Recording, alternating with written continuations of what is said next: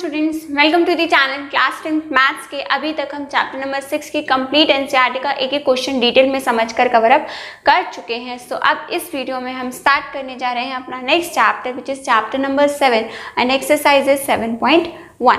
और चैप्टर का नाम क्या है? हमारा चैप्टर का नाम है, बहुत ही इंटरेस्टिंग चैप्टर है और बहुत ईजी चैप्टर है, जिसका नाम क्या है? हमारा कोऑर्डिनेट ज्योमेट्री।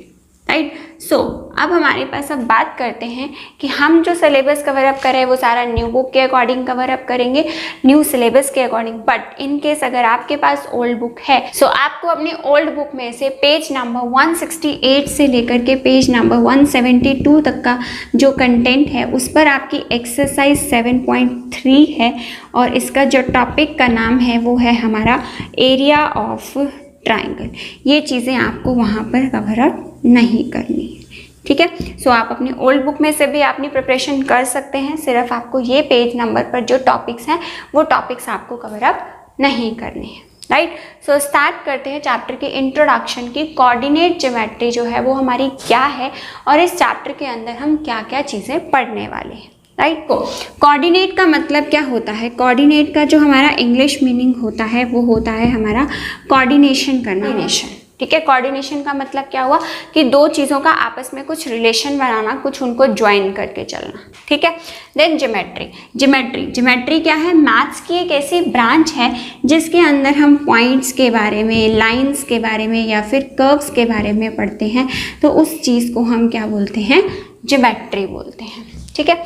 सो जब पॉइंट्स, लाइंस या कर्व्स का आपस में कुछ कोऑर्डिनेशन होगा उस चीज़ को हम क्या बोलते हैं? कोऑर्डिनेट ज्योमेट्री बोलते हैं।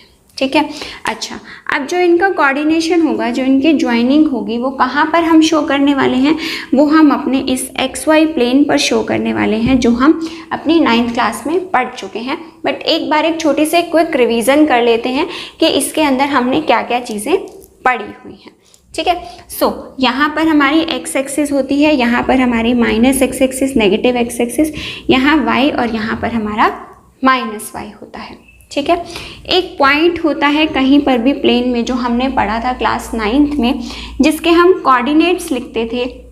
पहले हम किसकी वैल्यू लिखते थे? x की, देन कोमा, देन हम किसकी वैल्यू लिखते हैं? y की। मतलब ये पॉइंट x एक्सिस को कहाँ इंटरसेक्ट कर रहा है और y एक्सिस को कहाँ पर इंटरसेक्ट कर रहा है, वो हमारे इसके क्या होते थे? कोऑर्डिनेट्स। मतलब ये x कोऑर्डिनेट और ये हमारा y कोऑर्डिनेट्स। फॉर एग्जाम्पल हमारा यहाँ पर एक कोई पॉइंट पड़ा है और यहाँ पर x की वैल्यू है 3 और y की वैल्यू है सपोज -4। तो इसका कोऑर्डिनेट क्या बनेगा? x एक्सिस की वैल्यू 3 और y की वैल्यू कितनी है? -4 है। ठीक है जी, बात समझ में आई। सो ये चीज़ हमें बहुत इंपॉर्टेंट ध्यान रखनी है कि पहले हमेशा x की वैल्यू लिखते हैं, देन हम किसकी वैल्यू लिखते हैं? y की वैल्यू लिखते हैं। राइट। सो अभी तक हमने क्लास 9th में जो हमने सीखा था वो सीखा था कि हम सिर्फ एक पॉइंट प्लॉट करना सीख रहे थे। ठीक है, कि ग्राफ पेपर के ऊपर एक पॉइंट कैसे प्लॉट करते हैं। या फिर आपने क्लास 9th में 4.2 एक्सरसाइज में, फर्स्ट एक्सरसाइज में आपने सीखा था कि पॉइंट्स कैसे प्लॉट करते हैं। देन सेकेंड एक्सरसाइज में आपने सीखा कि दो पॉइंट्स प्लॉट करके उन दोनों पॉइंट से हमने क्या बनाई थी? एक स्ट्रेट लाइन बनाई थी। ठीक है। सो इसी कॉन्सेप्ट को ही अब हम फर्दर एक्सटेंड करेंगे, फर्दर आगे पढ़ेंगे। कि क्या पढ़ेंगे? अभी हमने किया था कि इन दोनों पॉइंट्स को ज्वाइन कैसे करना है। ठीक है। बट अब हम निकालेंगे कि जो ये ज्वाइन करके जो ये डिस्टेंस आया है ना, इन दोनों पॉइंट्स के बीच का डिस्टेंस कितना है, वो डिस्टेंस हम इस एक्सरसाइज में, फर्स्ट एक्सरसाइज में पढ़ने वाले हैं, जिसको हम क्या नाम देंगे? Distance formula. ठीक है जी। तो चलिए स्टार्ट करते हैं। डिस्टेंस फार्मूला क्या होता है, कैसे निकालते हैं और कहाँ पर हम इसका यूज़ करें। अब ध्यान से देखिएगा, अब हम अपना फर्स्ट कॉन्सेप्ट स्टार्ट करने जा रहे हैं, जिसका नाम क्या है हमारे पास? Distance formula. डिस्टेंस फार्मूला, जो डिस्टेंस होगा वो हमारे पास किन्हीं दो पॉइंट्स के बीच में होगा। ठीक है, ये चीज़ मैंने आपको बता दी। सो सपोज करो हमारा जो फर्स्ट पॉइंट है वो हमारा फर्स्ट पॉइंट जो है वो है x1, y1 और इस पॉइंट को मैंने नाम दे दिया सपोज a। इसी तरह से मेरा एक और पॉइंट है b, जिसको हमने नाम दिया x2, y2। बहुत ही सिंपल और आसान चैप्टर है। मैं आपको मिस्टेक्स भी बताऊंगी कि इतना सिंपल और आसान चैप्टर होने के बावजूद भी स्टूडेंट्स इसमें अपने मार्क्स कहाँ पर डिडक्ट करवाते हैं। ठीक है, कौन सी चीज़ का ध्यान वो नहीं रखते हैं। सो डिस्टेंस फॉर्मूला किसके इक्वल होता है, under root of x2 minus x1 whole square plus y2 minus y1 का होल स्क्वायर। मतलब कहने का क्या हुआ कि आपको पहले जिन दो पॉइंट्स के बीच का डिस्टेंस निकालना है ना, इन दोनों के आपको x कोऑर्डिनेट्स का माइनस करना है, डिफरेंस निकालना है, देन उसका स्क्वायर करना है। उसके बाद आपने इसके दोनों y कोऑर्डिनेट्स को आपस में माइनस करना है और उसका स्क्वायर करना है। स्टूडेंट्स क्या करते हैं, ये वैल्यूज़ इंटरचेंज कर देते हैं, मतलब कुछ भी लिख देते हैं वो। जैसे सपोज करो यहाँ पर वो x2 माइनस y2 करके वैल्यूज़ पुट कर देते हैं, या कई बार यहाँ पे x1 माइनस y1 का होल स्क्वायर, मतलब दोनों x और y की दोनों इन दोनों को माइनस कर देंगे, दोनों इन दोनों को माइनस कर देंगे। हमें ऐसा नहीं करना, मतलब वो इन वैल्यूज़ को ना इंटरचेंज कर देते हैं। अलग अलग स्टूडेंट अलग अलग तरह से करता है इसको, कि यहाँ पे कई बार x2 माइनस y1, यहाँ पे x2 माइनस y2, तो हमारी जो ये क्वेश्चन है ये पूरा गलत हो जाता है। आपको कैसे ध्यान रखना है फॉर्मूला, कि पहले आपको दोनों पॉइंट्स के x कोऑर्डिनेट्स माइनस करने हैं, देन आपको दोनों के y कोऑर्डिनेट्स माइनस करने हैं, ठीक है। और दोनों की ही आपको पावर क्या करनी है, 2 पावर साथ में लगानी है और दोनों के बीच में प्लस का साइन लगाना है, ठीक है। इस फॉर्मूले में इतना ज़्यादा कंफ्यूज हो जाते हैं कि क्वेश्चन को समझ ही नहीं पाते कि क्वेश्चन को कैसे अटेम्प्ट करना है, ठीक है। सो स्टार्ट करते हैं अपना फर्स्ट एग्जाम्पल और समझते हैं कि डिस्टेंस फॉर्मूला कैसे लगाना है और कौन सी मिस्टेक हमें नहीं करनी है। क्वेश्चन फर्स्ट एग्जाम्पल हमारे पास क्या है, do the points this this and this form a triangle. वो कह रहा है कि क्या ये तीनों पॉइंट्स एक ट्राइंगल बना रहे हैं, मतलब ये तीनों पॉइंट्स जो हैं, जब हम इन तीनों पॉइंट्स को एक्स एक्सिस पर अपने ग्राफ पर प्लॉट करेंगे तो क्या ये तीनों पॉइंट्स हमारे एक ट्राइंगल बनाएंगे या नहीं बनाएंगे, ठीक है, हमें ये बताना है, राइट। सो ट्राइंगल के लिए हमारी प्रॉपर्टी क्या होती है, आगे वो कह रहा है कि अगर ये ट्राइंगल बनाते हैं, इफ़ सो का मतलब कि अगर ट्राइंगल बन रहा है, then name the type of the triangle. तो आपको टाइप ऑफ ट्राइंगल भी बताना है। ट्राइंगल्स की कौन कौन सी टाइप्स होती हैं, आइसोसेलेस, इक्विलेटरल, ये हमारी ट्राइंगल्स की टाइप्स हैं, तो आपको उसका नाम भी बताना है, राइट। सो ट्राइंगल होने के लिए किन्हीं भी कोई भी 3 पॉइंट्स ट्राइंगल कब बनाएंगे, जब उनकी 2 साइड्स का जो डिस्टेंस होगा वो हमारा तीसरी साइड से क्या होगा, ग्रेटर होगा। मतलब जो ये वाली वैल्यू है ना, जो ये डिस्टेंस है AB plus AC, this should be greater than BC। किन्हीं भी 2 साइड्स का हो सकता है, जरूरी नहीं कि AB और AC का ही होगा। किन्हीं भी 2 साइड्स का डिस्टेंस का जो सम है that should be greater than my third side. तो हम क्या कहेंगे कि वो क्या बना रहा है, हमारा एक ट्राइंगल बना रहा है, ठीक है जी, समझ में बात। तो क्या निकालना है हमको, डिस्टेंस निकालना है ना।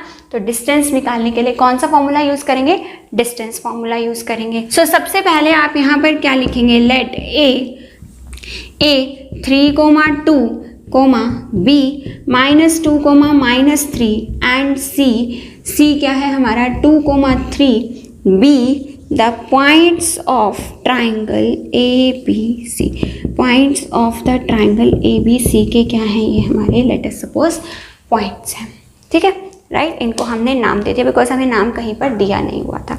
So now bye distance formula अब हमको क्या निकालना है, बेसिकली तीनों डिस्टेंस निकालने हैं, ठीक है, क्योंकि हमारा रूल क्या कहता है ट्राइंगल होने के लिए कि किन्हीं भी 2 साइड्स का डिस्टेंस का जो सम है वो क्या होना चाहिए, तीसरे साइड के डिस्टेंस से ग्रेटर होना चाहिए। सो हमें तीनों साइड्स का क्या निकालना है, डिस्टेंस निकालना है, ओके। सो अब सबसे पहले आप यहाँ पर लिख लो A एंड B। क्यों बता रही हूँ आपको ऐसे लिखने के लिए, क्योंकि स्टूडेंट्स यहाँ पर बहुत ज़्यादा मिस्टेक्स करते हैं। आप ये मिस्टेक ना करें इसलिए आपसे कह रही हूँ कि यहाँ पर आप ये चीज़ लिख लीजिए, वैल्यू उतारते हुए आपको बिल्कुल भी मिस्टेक नहीं होगी, ठीक है। सो AB किसके इक्वल होगा, AB is equal to under root of x2 minus x1, यही था ना फॉर्मूला। पहले क्या करना है, दोनों के x कोऑर्डिनेट्स को माइनस करना है। मतलब फॉर्मूले में क्या था, x2, फॉर्मूले में क्या था हमारे पास x2 minus x1 whole square plus y2 minus y1 whole square. तो x2 की वैल्यू कितनी है, -2 दिख रही है, x2 इसके नीचे लिखा है -2, देन x2 लिख दिया हमने, देन क्या है फॉर्मूले में माइनस साइन है तो माइनस साइन लगा दिया, देन फॉर्मूले में क्या है x1 है तो x1 की वैल्यू कितनी है हमारी 3 है, देन फॉर्मूले में क्या है ब्रैकेट बंद करनी है, स्क्वायर लगाना है, मैंने ब्रैकेट बंद की स्क्वायर, देन फॉर्मूले पर गई दोबारा से प्लस, देन दोबारा फॉर्मूले पर गई y2 कितना है -3, दोबारा फॉर्मूले पर साइन किसका आएगा माइनस का, एक बार फिर से फॉर्मूले पर y1 कितना है हमारा 2, एक बार फिर से फॉर्मूले पर ब्रैकेट लगा करके क्या करना है इसका स्क्वायर करना है। ओके जी, बात समझ में आई, ठीक है जी। सो राइट, अब आगे इसको सिंप्लीफाई करो, आगे सिंप्लीफाई करोगे तो क्या आएगा -2 और -3, क्योंकि दोनों के साथ सेम साइन है, जब भी मैथ्स में सेम साइन होते हैं तो हम नंबर्स को क्या करते हैं प्लस करते हैं, 2 + 3 कितना हो गया 5, और साइन किसका आने वाला है माइनस का, and then power 2। Same concept यहाँ पर, क्योंकि दोनों के साथ सेम साइन है तो नंबर्स को करेंगे प्लस और साइन आएगा बड़ी स्टेटमेंट का, और बड़ी स्टेटमेंट है 3, उसके साथ हमारा साइन किसका है माइनस का है। ओके जी, डन।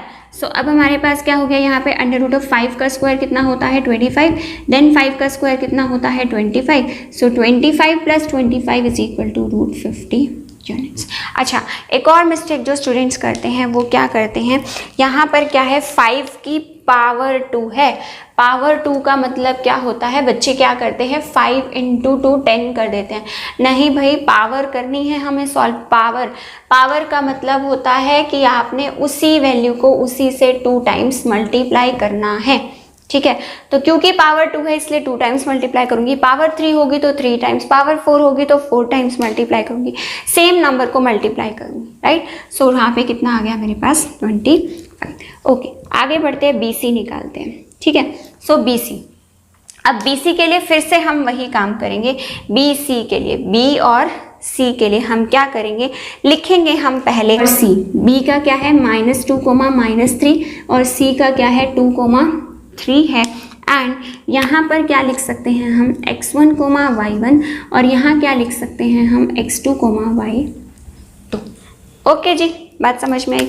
सो क्या करना है, सबसे पहले रूल के अकॉर्डिंग सबसे पहले किसकी वैल्यू लिखनी है x2 की, x2 कितना है हमारा 2 है, देन किसका साइन लगाना है माइनस का, देन x1। अब देखो यहाँ सबसे बड़ी मिस्टेक होती है, x1 की वैल्यू कितनी है -2, तो मैं यहाँ पे ब्रैकेट लगा के -2 लिखूंगी, देन ब्रैकेट बंद करके उसकी पावर 2 करूँगी। समझ में आया क्या किया मैंने, देखो जो ये माइनस साइन है ना, ये माइनस तो मेरा इसका है फॉर्मूले में है, देन x1 भी मेरा माइनस का था तो 2 माइनस साइन लगाने पड़ गए मुझे यहाँ पर, ठीक है, देन पूरे की ब्रैकेट बंद, then power 2, then plus y2 minus y1। अब y2 कितना है, y2 है हमारा 3, देन फॉर्मूले पर गई माइनस साइन लगाया, देन दोबारा फॉर्मूले पर चेक किया क्या लिखा है y1 की वैल्यू क्या है, अगेन y1 कितना है -3, तो 2 बार माइनस साइन आ रहा था इसलिए इसको भी हमने क्या कर दिया इकट्ठा कर दिया, ठीक है जी।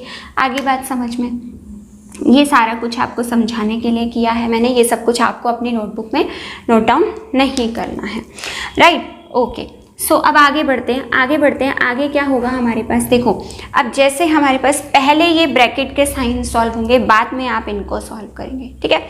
स्टूडेंट्स इनको भी काट देते हैं, काटना नहीं है भाई हमको, 2 ये माइनस क्या बनेगा हमारा +2 एंड देन पावर 2, देन फिर से वही चीज़, ये जो माइनस है ये +2 प्लस बनेगा और पावर क्या आएगी इसकी 2 आने वाली। ओके जी, समझ में आई बात। देन 2 + 2 कितना होता है हमारा 4 होता है, देन 4 की पावर 2 मतलब 4 को कितनी बार मल्टीप्लाई करना है, 4 से 2 टाइम्स मल्टीप्लाई करना है, सो 4 4 था 16 + 3 कितना होगा 6 की पावर 2 मतलब 6 को 6 से 2 टाइम्स मल्टीप्लाई करना, मतलब 6 × 6 करना है, तो मतलब कितना आ गया हमारा 36। सो यहाँ से आंसर कितना आ गया हमारे पास √52 बन गया, ठीक है जी। ओके जी, आगे बढ़ते हैं, CA निकालते हैं। CA निकालने के लिए भी वही लॉजिक हम अप्लाई करेंगे कि हम यहाँ पर पहले साइड में कहीं पर लिख लेंगे कि हमारा x1 क्या है और हमारा y1 क्या है, ठीक है। इसके नीचे ही लिख रही हूँ अभी फ़िलहाल के लिए मैं, सपोज़ ये x2 y2 है और ये हमारा क्या है x1 y1 है, ठीक। सो फॉर्मूला क्या कहता है, पहले x2 देन माइनस x1, और x1 कितना है 2 है। सो x2 कितना है हमारा, x2 है हमारा 3 माइनस x1 कितना है हमारा 2 और उसकी पावर 2 प्लस y2 कितना है हमारा, y2 है हमारा 2 then minus then y1 check करो, y1 भी हमारा कितना है 3 है, पावर आ गई 2। अब देखो, अब क्योंकि ये वैल्यूज हमारी प्लस में थी ना तो इसलिए ज़्यादा इम्पैक्ट नहीं हुआ क्वेश्चन पे। अगर वैल्यू माइनस में होती तो आपको इस तरह से ब्रैकेट लगा के वो वैल्यू माइनस में लिखनी है, राइट। सो 3 में से 2 माइनस करेंगे 1, देन 1 की पावर 2 मतलब 1 को 1 से ही 2 टाइम्स मल्टीप्लाई करना है। सो 1 वंस तक कितना आ जाएगा हमारे पास, 1 आ जाएगा, then plus sign, then 3 minus 2 कितना हो गया 1, देन अगेन 1 की पावर 2 कितना आ गया 1। सो आंसर कितना आ गया √2। ओके जी, बात समझ में आई, राइट।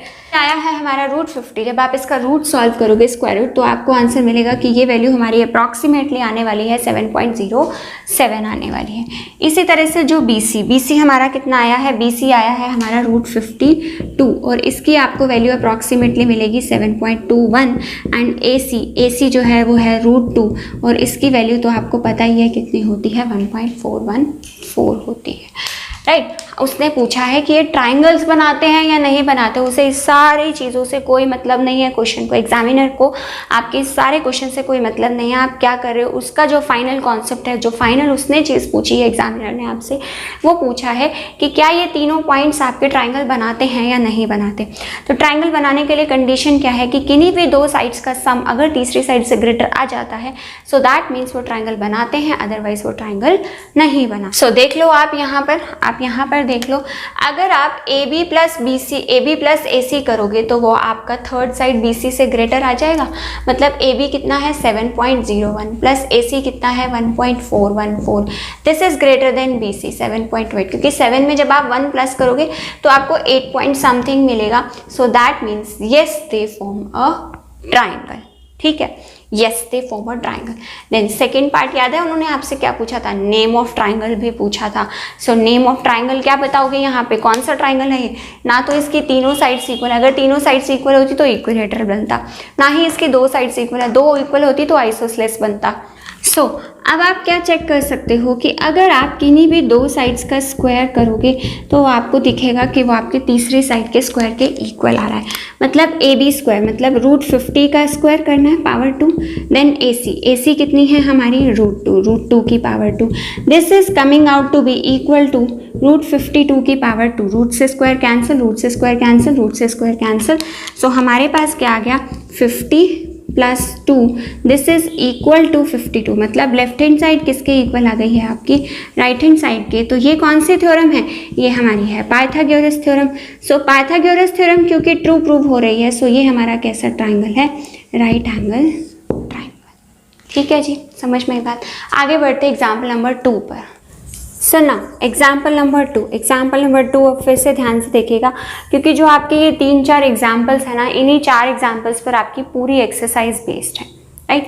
अब उन्होंने आपसे क्या पूछा है, show that the points this and this, अब आपको टोटल 4 पॉइंट्स दिए हैं, are the vertices of a square. Square के वर्टिसेस बताने हैं हमें, है या नहीं है। देखो ट्राइंगल के पढ़े हमने पिछले क्वेश्चन में, क्या प्रॉपर्टी पढ़ी कि किन्हीं भी दो साइड्स का डिस्टेंस का सम अगर तीसरी से बड़ा आ जाता है सो दैट मीन्स वो ट्राइंगल के कोऑर्डिनेट में। इसी तरह से स्क्वायर की प्रॉपर्टी अगर आप याद करोगे तो क्या होता है, स्क्वायर में सारी साइड्स इक्वल होती हैं। मतलब अगर हम जो 4 डिस्टेंस निकालें AB BC CD और D, अगर चारों इक्वल आ जाएं, प्लस और क्या होता है साथ में कि उसके डायगोनल्स भी कैसे होते हैं, इक्वल होते हैं, तो वो क्या बन जाएगा, हमारा स्क्वायर बन जाएगा। अगर डायगोनल्स इक्वल नहीं होंगे तो वो हमारा रोम्बस बन जाएगा, जिसकी चारों साइड्स तो इक्वल होती हैं बट डायगोनल्स इक्वल नहीं होते। तो बेसिकली हमें इसके अंदर 6 प्रॉपर्टीज, 6 डिस्टेंसेस निकालने हैं। साइड्स आपस में इक्वल होनी चाहिए और डायगोनल्स जो है वो दोनों आपस में इक्वल होने चाहिए। ठीक है, जो चीज़ मैंने आपको फर्स्ट क्वेश्चन में सिखाई वो आप यहाँ पे लिख सकते हो। Let A 1,2 B 4,2 C -1,1 and D -4,4 are vertices of a square. हमने लेट कर लिया कि ये किसके वर्टिसेस हैं, स्क्वायर के वर्टिसेस हैं। ठीक है, so then by distance formula, by distance formula. बहुत ध्यान से सारी वैल्यूज़ लिखनी है, साइन की मिस्टेक हमने नहीं करनी है। डिस्टेंस फार्मूला क्या कहता है? डिस्टेंस फार्मूला कहता है पहले दोनों x की वैल्यूज़ को माइनस करके उनका स्क्वायर कर दो, देन दोनों y की वैल्यूज़ को माइनस करके उनका स्क्वायर कर दो।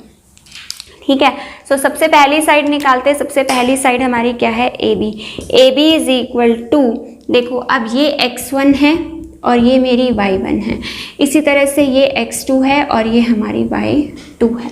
पहले इन दोनों वैल्यूज़ का माइनस करना, मतलब x2 में से x1 मतलब 4 माइनस 1 की power 2 plus then y2 minus y1 मतलब अब इन दोनों वैल्यूज़ को माइनस करो, मतलब 2 माइनस 7 की पावर 2 निकाल दो। ठीक जी, बात समझ में आई? सो क्या हो जाएगा? 4 में से 1 माइनस करेंगे कितना आएगा? 3, देन 3 की पावर 2, पावर का मतलब 3 इंटू 3 करना है, 3 इंटू 3 मतलब यहाँ पर 9 करना। देन 2 माइनस 7, 7 में से 2 माइनस करेंगे कितना आएगा? 5 आएगा। देन 5 की पावर 2, पावर 2 मतलब 5 को 5 से 2 टाइम्स मल्टीप्लाई करना है। सो 25 प्लस 9 कितना हो गया? 34। एक भी साइन ऊपर नीचे किया तो आपका क्वेश्चन गलत हो जाएगा। देन BC, अगली साइड निकालते हैं। BC, अब BC के केस में आपके पास अब ये x1 बन जाएगा, ये x2 बन जाएगा। जो हम निकाल रहे हैं ना, हम उसी को मानकर चलेंगे, ये x1 और ये हमारा x2/2। यहाँ पर हमने क्या करना है?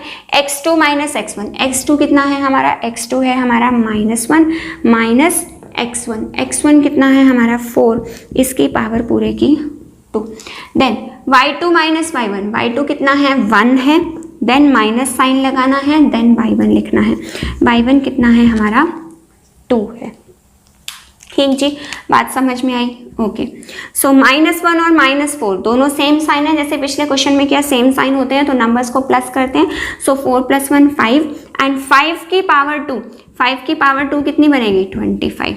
देन जो ये हमारा कोऑर्डिनेट था, C का कोऑर्डिनेट y2, ये हमें -1 दिया हुआ था। ठीक है, क्वेश्चन में -1 गिवन है, हम इसको +1 लेकर के चल रहे थे तो हमारा क्वेश्चन गलत हो रहा था। सो y2 की वैल्यू पुट करिए -1, then minus sign, then y1 कितना है हमारा? 2 है।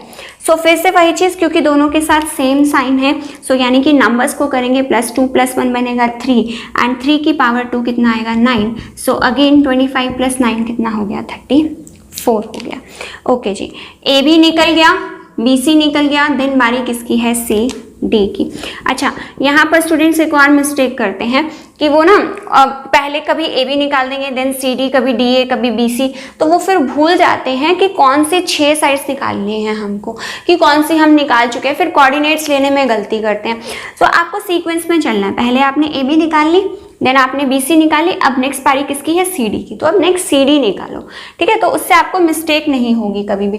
तो सब अब CD निकाल रहे हैं तो ये x1 y1 बन जाएगा और ये वाला हमारा क्या बन जाएगा? D के कोऑर्डिनेट्स क्या बन जाएंगे हमारे? x2, y2 बन जाएगा। ठीक जी, अब हमारे पास क्या है? x2 माइनस x1, x2 कितना है हमारा? -4 है, देन साइन लगाएंगे किसका? माइनस का, देन x1 कितना है? x1 है हमारे पास -1 और पूरे की power 2 plus y2 minus y1, y2 कितना है हमारा? 4 है, देन माइनस साइन लगाएंगे डिस्टेंस फॉर्मूला की वजह से, देन y1 लिखेंगे और y1 कितना है? फिर से -1 है, तो फिर से ब्रैकेट लगाएंगे और ब्रैकेट के अंदर इसको लिख देंगे। ठीक है जी, ओके। अब सिंप्लीफाई करो, पहले ब्रैकेट के ये साइन सिंप्लीफाई करो, मतलब -4 एंड माइनस माइनस कितना आएगा? प्लस का 1 power 2, then plus 4, then minus minus same sign है, मतलब यहाँ पर क्या आएगा? +1 और इसकी पावर 2। सो ये हमारा कितना बनेगा? 4 में से 1 माइनस करेंगे। अब देखो, अब अपोजिट साइंस है, इसके साथ माइनस, इसके साथ प्लस। जब अपोजिट साइंस होते हैं तो नंबर्स को हम माइनस करते हैं, मतलब 4 में से 1 को माइनस करेंगे तो आंसर आएगा 3, -3 की पावर 2, देन प्लस, यहाँ पे सेम साइन है तो फिर से प्लस करेंगे, 4 + 1 5, 5 की पावर 2। सो आंसर कितना आएगा? 3 की पावर 2 कितना बनेगा? 9 और 5 की पावर 2 कितना बनेगा? 25 and this is equal to √34। ठीक है, देख रहे हो सारी साइड्स इक्वल आती जा रही हैं। नेक्स्ट हमको क्या निकालना है, डी ए। अब जब डी ए की बारी आएगी तो डी ए की बारी के टाइम पे आप किसी को भी x1 x2 वैसे तो आप चेंज करके ले सकते हो। सपोज ये x1 y1 है और ये हमारा x2 y2 है। ओके, सो पुट करो, फॉर्मूला क्या कहता है, x2 माइनस एक्स1, x2 माइनस एक्स1, x2 कितना है -4, देन -1, -4 -1 की पावर 2, x2 ये लिखा -4, देन माइनस साइन लगाया, देन x1 कितना है 1 लिख दिया। Okay, then y2 minus y1, y2 कितना है मेरा 4 है, देन 4 माइनस y1 कितना है मेरा, y1 है मेरा 7, 4 माइनस 7 की पावर 2 लिख दी मैंने, राइट। सो अब यहाँ पर हमारे पास क्या आएगा, 4 माइनस 1, फिर से देखो दोनों के साथ सेम साइन है, सेम साइन मतलब नंबर्स को प्लस करना है। सो 4 प्लस 1 कितना हो गया 5, 5 की पावर 2 कितना बन गया 25, प्लस 4 में से 7 को माइनस करना है। अब अपोजिट साइंस हैं तो आंसर क्या आएगा 3 की पावर 2 करेंगे तो कितना बनेगा हमारे पास 9, दिस इज इक्वल टू √34। ठीक है जी, ये 4 चीज़ें तो निकल गई। अब क्या निकालना है, अब हमें डायगोनल्स निकालने हैं। अब अगर डायगोनल्स भी इक्वल आ जाते हैं सो दैट मीन्स हमारे वो ये वर्टिसेस किसके हैं, स्क्वायर के। अब ध्यान रखना जो डायगोनल्स हैं वो आपस में इक्वल आने चाहिए, साइड्स के डिस्टेंस के इक्वल जरूरी नहीं है आए या ना आए, डायगोनल्स दोनों आपस में इक्वल होने चाहिए। ठीक है, सो डायगोनल क्या है, सबसे पहला है AC निकालो। AC निकालने जाओगे तो फिर से वही चीज़ करनी है हमको कि ये x1 y1 है और फिर से इसको चेंज करेंगे, ये क्या बन जाएगा हमारा x2 y2 बन गया। ठीक है, फॉर्मूला क्या कहता है, x2 में से क्या माइनस करना है, x1, x2 कितना है हमारा, x2 है हमारा -1, इसमें से हमको 1 को माइनस करना है और उसकी पावर 2 लगानी, then plus y2 minus y1, y2 कितना है हमारा -1, देन फिर से माइनस साइन लगाएंगे और y1 कितना है हमारा 7, इसकी पावर 2। ओके, +1 और -1 दोनों के साथ सेम साइन है तो यानी कि नंबर्स को हम क्या करेंगे, प्लस करेंगे। 1 + 1 2, 2 की पावर 2 कितना होगा 4, प्लस फिर से यहाँ पे वही चीज़, यहाँ पे भी हमारे पास सेम साइन है दोनों के साथ तो यानी कि नंबर्स को करेंगे प्लस। 7 + 8 कितना आएगा, 7 + 1 कितना बनेगा 8, माइनस का 8। ठीक है, -8 की पावर 2, 8 की पावर 2 मतलब 8 8 64, सो ये आंसर कितना आ गया 68 बन गया। डन जी। उसके बाद निकालते हैं BD। सो BD कैसे निकलेगा हमारे पास, BD इज इक्वल टू, अच्छा BD निकालते हैं। BD में ये x1 y1 है, ये हमारा x2 y2 है। आप देखो, आप इस चीज़ को तो चेंज कर सकते हो कि आप इसको x2 y2 मान लो और इसको आप x1 y1 मान लो, उससे तो आपके क्वेश्चन पे कोई फर्क नहीं पड़ने वाला, लेकिन वैल्यूज को आपने ऊपर नीचे नहीं लिखना। ठीक है, okay. So then again formula क्या कहता है, x2 कितना है -4 और x1 कितना है 4 है। सो -4 दोनों वैल्यूज को माइनस कर दिया। ठीक है, देन y2 माइनस y1 मतलब 4 माइनस 2 की पावर 2, तो कितना आ जाएगा यहाँ से 4 और 4 हमारे पास दोनों के सेम साइन है तो नंबर्स को प्लस करेंगे। 4 + 4 8, 8 की पावर 2 कितना आएगा हमारे पास 64, प्लस 4 में से 2 को माइनस करेंगे आंसर आएगा 2, 2 की पावर 2 करेंगे तो आंसर आएगा 4। सो हमारे पास आंसर कितना आ गया 68 आ गया। ठीक है जी, समझ में आई बात। अब आप लास्ट में क्या लिख सकते हैं, since AB is equal to BC is equal to CD is equal to DA, also AC is equal to BD, so this implies A, B, C, D are the vertices of a square। ठीक है, तो हमारे पास ये किसके vertices हैं, एक square के। Done, आई बात समझ में। सो इस वीडियो के लिए इतना ही। नेक्स्ट वीडियो में हम डिस्कस करेंगे next 3 examples, example number 3, example number 4 and example number 5। And if you find this video useful for you, then please do like and share my video and do subscribe to the channel if you are new to the channel. Thank you.